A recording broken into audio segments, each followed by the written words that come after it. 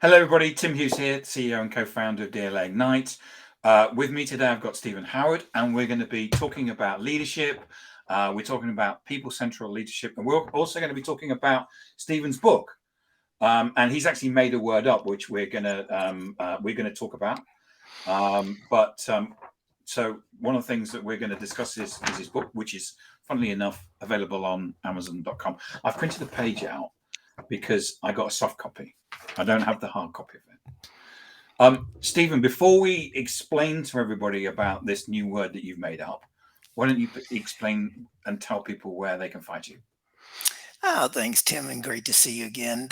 You can find me on humanyleadership.com or on LinkedIn. It says Greater Los Angeles area. Those are probably the two best places. But I guess we have to explain what Humany is and how to spell it. Yes. Have I spelt it correctly?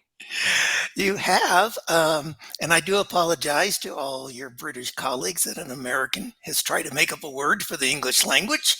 I realize it's your language, but I created Humany, Humony, by combining humanity, and harmony, really to emphasize that we lead people. We don't manage people. We need to lead people, and leaders need to create workplaces of wellness and harmony. So that's my contribution to the dictionary, hopefully. And I think, I mean, Stephen, you and I have been around long enough to see a number of different changes in leadership. And I think, I don't know about you, and I know you talk about it in the book, which is that, COVID-19 changed so many things, didn't it? It did. And I'm not going to get into some of the things. We haven't got time for that. But what it changed was leadership. I definitely believe it has, but unfortunately, I don't think leaders have changed yet. Particularly those of us who are 45 plus, who've been very successful doing a certain pre-COVID way. We're struggling, and I coach a lot of people who are struggling in that area. But definitely, leadership has changed, and the workplace has changed. The workforce has changed. And one of the things I often ask people, well, if your employees have changed, why haven't you? Hmm. You talk about that management is a 1980s construct, and it certainly is. And Yeah. go ahead if you're going to speak. Well, sorry. Yeah, I didn't want Talk, mate. to interrupt you there, but yeah, I think the concept of managing people is a 1980s construct. It's not relevant. It's not applicable today. And what I say in the book and what I say in my speeches and talks and stuff is that, look, you manage things, you manage policies, procedures, processes, but you lead people. And if you're still going to have that managing hat on, when you're going to try and manage people, today's workforce, particularly anybody under 40. I mean, quite honestly, Tim, no one wakes up in the morning and says, "I can't wait to be managed by my boss today," and certainly no one wakes up or goes into the office and says, "I can't wait to be micromanaged today." So we have to change our mindsets about what it means to lead people. And we've got a comment coming in from Scotland, UK. The fact that you've come in as LinkedIn user is means that you have to go into the settings on LinkedIn and allow you to share certain data. But hello everyone from Scotland, UK. This is a very interesting topic: before and after COVID, leadership changes, and I still don't think. I remember in certain lockdowns where I was saying to people, I don't think we realize how much the world has changed, and I still don't think that. And I still think people are struggling with this thing called leading behind screens. They're struggling with that, Tim. I think too many people have thought, well, we're going back to workplace, things are back to normal. Well, there is no return to normal. It's a new abnormal, and it's going to continue to change. And I mean, people are shocked when I tell them that the great resignation is still continuing today. Millions and millions of people are resigning their jobs every month. And people think, yeah, that was something that happened 12 months ago. It lasted 3 months. It's over. No, it's not over. Now we have the quiet quitting trend where people just say, you know what? I'm not going to go above and beyond anymore. I don't get rewarded for going above and beyond. If I have to work 9 to 5, or if I have to do these certain tasks, that's all I'm going to do. And so leaders again needed to understand that their employees have changed. Their mentality about the importance of work has changed. And so we as leaders need to change.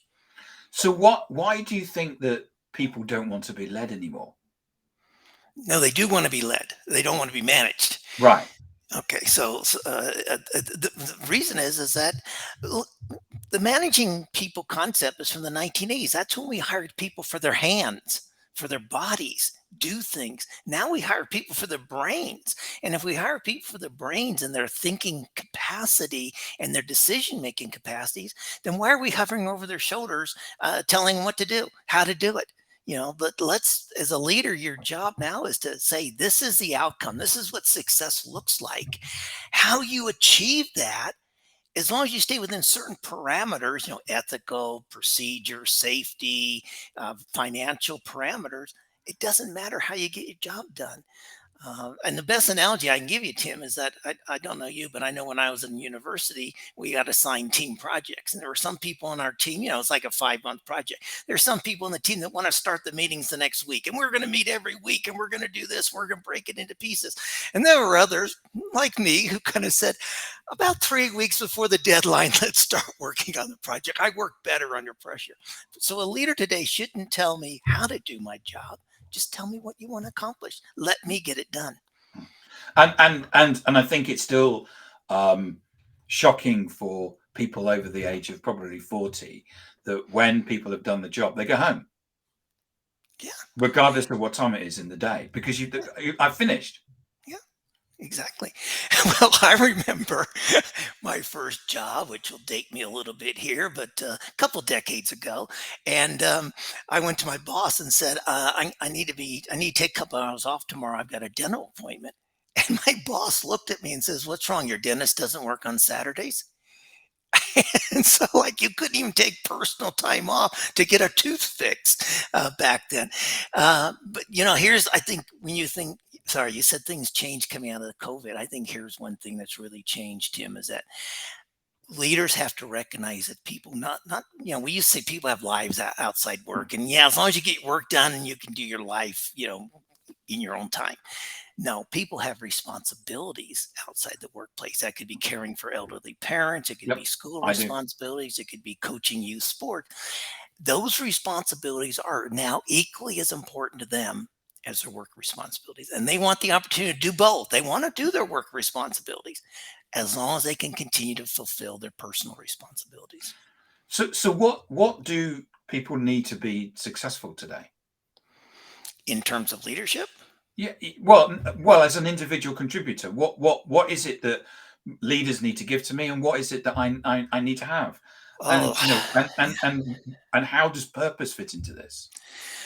I think purpose might be a little overblown in some people's minds, but I think what people want is they want the opportunity to learn.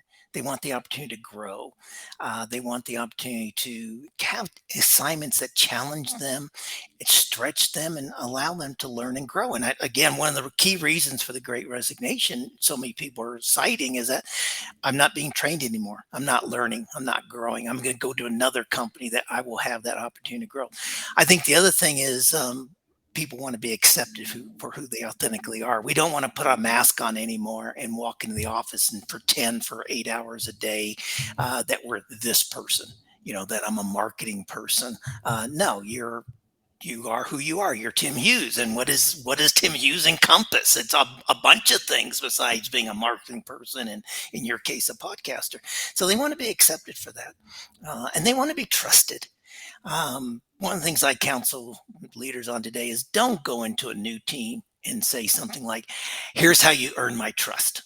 Again, that's old school Yes. thinking. Yeah, Yeah. exactly. Go in and say, "I trust you to get your job done. Now, here's how you can lose my trust. Don't come to me quick enough when you have a problem. Try to hide a mistake that you've made under the rug. Um, don't blame others for something that's going wrong. Accept accountability. That's how you can lose my trust." One of the things that I learned from your book, Stephen, was this thing about trust. What we normally do is that we treat people with suspicion. Yes. And what we need to be doing is treating people with trust. And one of the things that I've said to people is that I've actually gone to people that work with me and say, I trust you. Yeah, I think we have. And I think that because you can sit here and say, well, everybody knows that I trust them. No, they don't. So I've gone out of my way to actually say to the people that work with me, I trust you. Good. I trust you. I trust your thinking. I trust your ideas. I trust your inputs. I may not agree with them, but I trust that that's how you believe, that you're doing what you believe is for the best of the organization or for the best way to accomplish your task. I trust you. That's a great thing that you're doing, Tim. Well, all I'm trying to do is trying to be the best person I can be. You know, I'm human like everybody else. Can we go back to purpose, because this is like the buzzword of the moment for purpose. What's your view on it? And because you said it's overblown, I think I kind of agree with you. But maybe that's because I'm over 25. It's overblown to an extent by some people who think that's the sole and only thing that people are interested. That's what I mean by overblown. I know there's a lot of people for whom purpose is more important. I've got a friend of mine, ex senior manager at Boeing, and his son had an opportunity to join Boeing, or had an opportunity to join a startup company that was doing something in the medical industry that had more purpose to it. And he selected the other.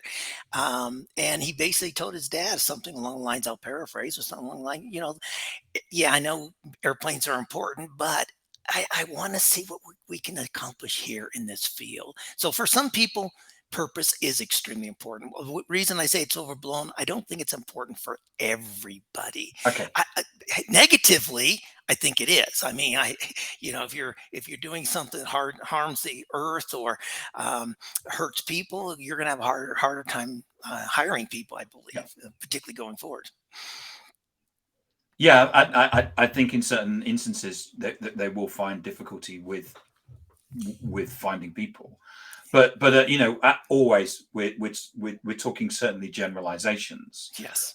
Because there are certain people that are happy flipping burgers, and I'm not being derogatory about flipping burgers. It's just that actually they're quite happy doing it.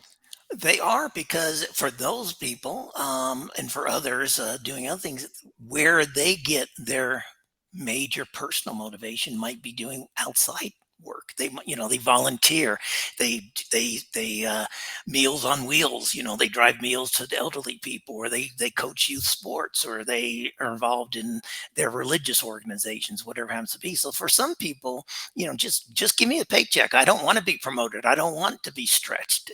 And that's the other thing about, I think, that has changed coming out of the pandemic, is we have to treat each person we lead individually. We have to understand what are their individual needs, what are their individual motivators.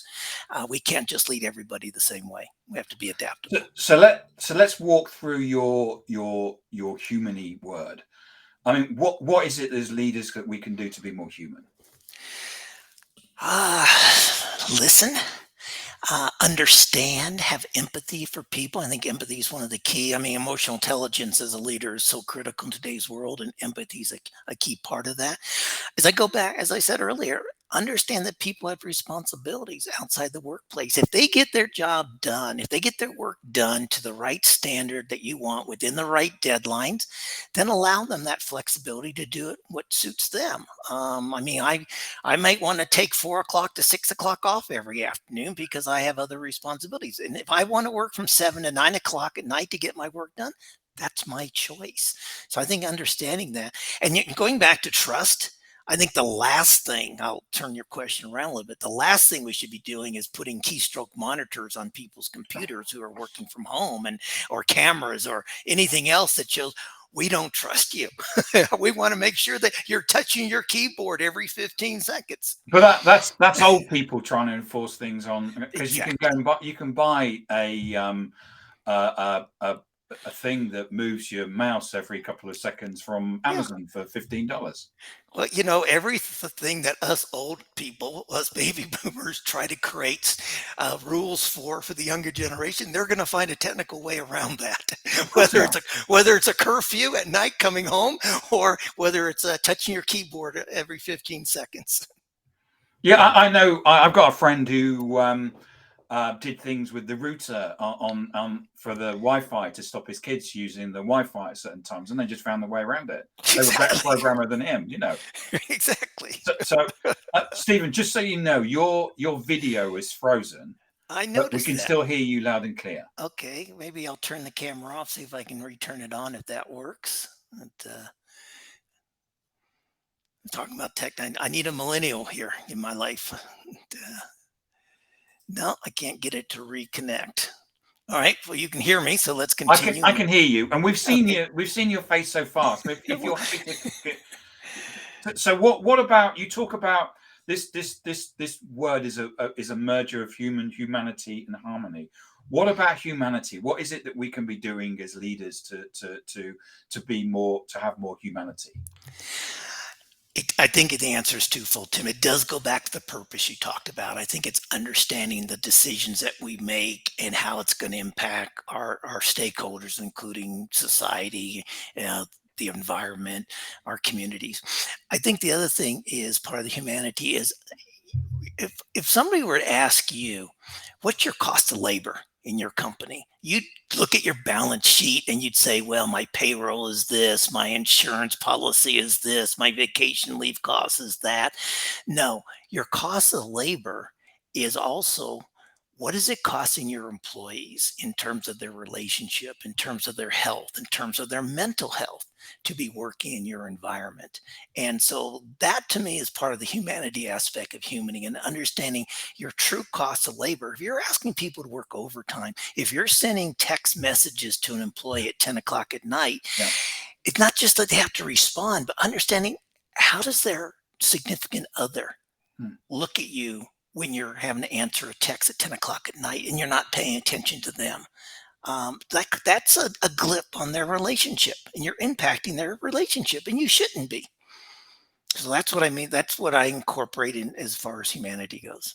I agree, and I think it's, I often read articles about people sending people messages, and I think there's been quite a big change in terms of, especially in global organizations. I used to work for a global company, and so I could send something at 9 o'clock in the morning, but for you, Stephen, it would be actually, I think it's 11 o'clock at night, though for Something like that. someone in Boston it would be 3 o'clock in the morning.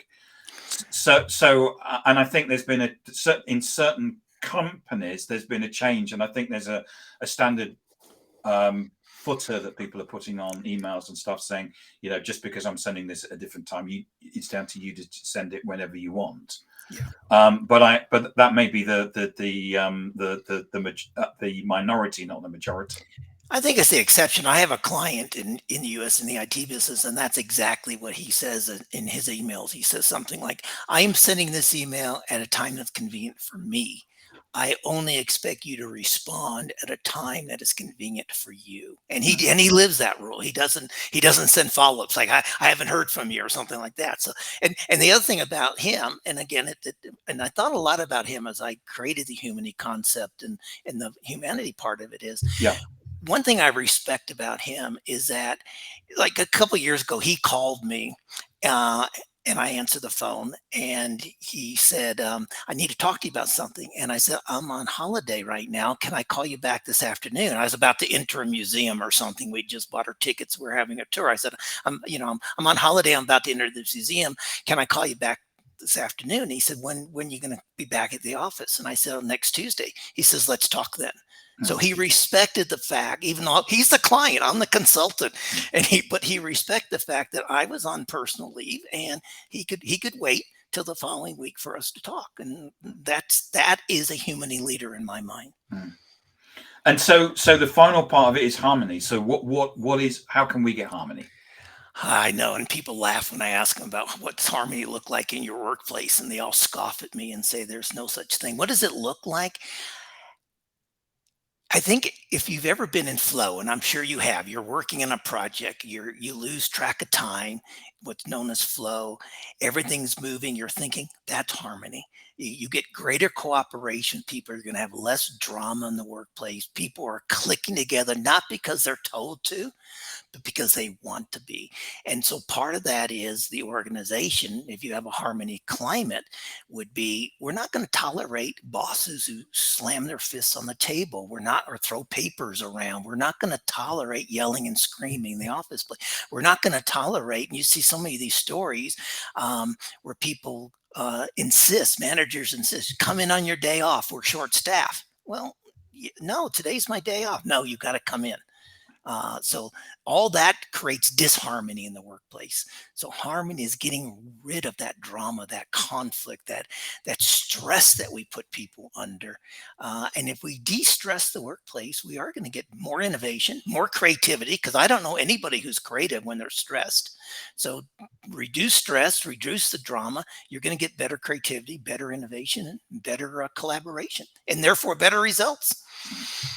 We've had a great comment here from Annika, who's dialing in, if I can still use that word, from Sweden. You can write emails at any time as leader and send them when they need to be sent. Yeah, I do it with Slack. We use Slack because we're a social company, but I'm forever doing something when I think about it, and then I'll time it for 9 o'clock in the morning or something like that. Yeah, and Annika, you're absolutely right, and thanks for your contribution there. Some people don't know how to do that.